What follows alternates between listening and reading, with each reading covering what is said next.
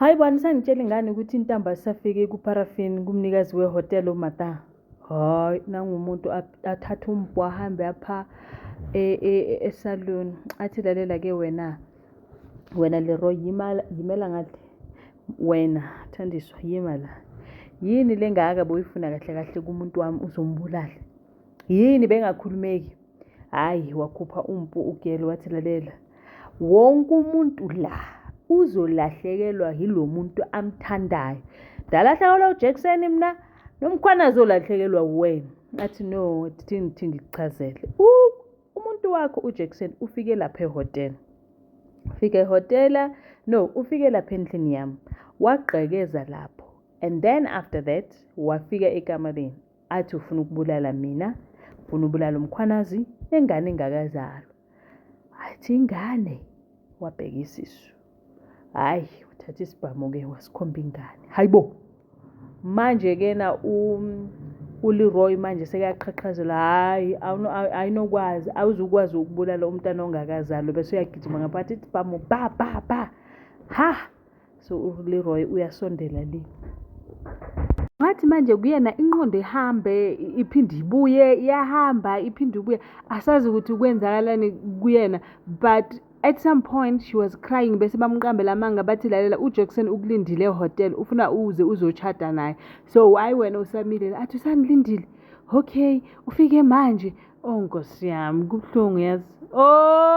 Dana kubuhlungu but the things that she did nakhona siyakuzwelana naye but not ncam not yeah well.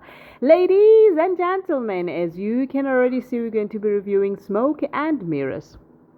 Dimadekwana sanibonani abusheni molweni minjani hipfukile hingongwina.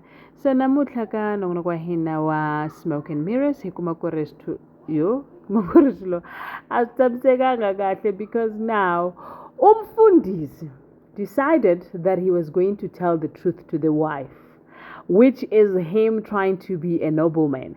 Now the problem is with that truth unkosikazi wakhe akayithathi kahle neze, to a point where he feels he's now having nightmares, akasalali kahle mayicabanga lento iyamthusa makhulunywa ngayo uphila he's so jumping. And then he decided he was going to go to work and hand over his resignation letter, of which he did. And Mkhwanazi asked him, okay, you're handing over your resignation letter because why? Is it because iholo lakho lincane or uthola omunye umsebenzi? Athi cha. I think I've overstayed my welcome and I will be leaving now. Now the question mafike endlini utshela unkosikazi ngihende in i-resignation letter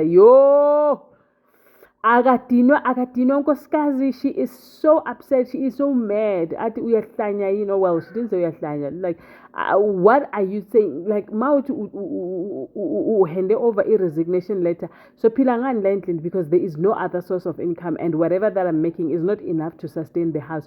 Uyomfonela ubaba umkhwa umtshele ukuthi lento wamtshela yona or lento wayibhala bowudidekile nje uzohamba uyofuna lo msebenzi. Guys umfundisi uhlangahlangene ekhanda nje lalela angazi ukuthi kwenzakalani kuyena kodwa nje lento imphethe nzima. So while they were still sitting there uFanyana walks in and say, guys nidlelani ngizwile ukuthi usister boss uhold abantu hostage le esalon.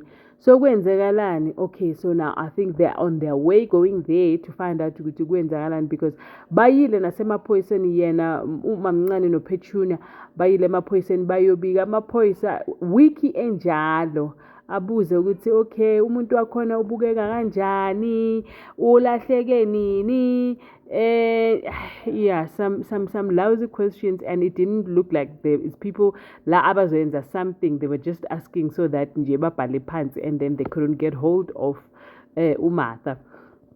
Now uFanyana masathi bamtholile esaluni then everyone is rushing there, but however uMartha then bamtshelile ngale uThandiswa athi uJackson ufuna ukukushada uthi woze esaluni and then bese kena wagijima athi uyoshada and then uThandiswa athi atshela uLeroy fonela amaphoyisa ukuthi nangu umuntu utholakele so kusho ukuthi ke bangeza bazomlanda. Shemu kuyahawulisa ke ngoba nengane yakhe ithi iyabuya iyeka isikole iyabuya ngoba uma waye uyahlanya awe Nkosi yami.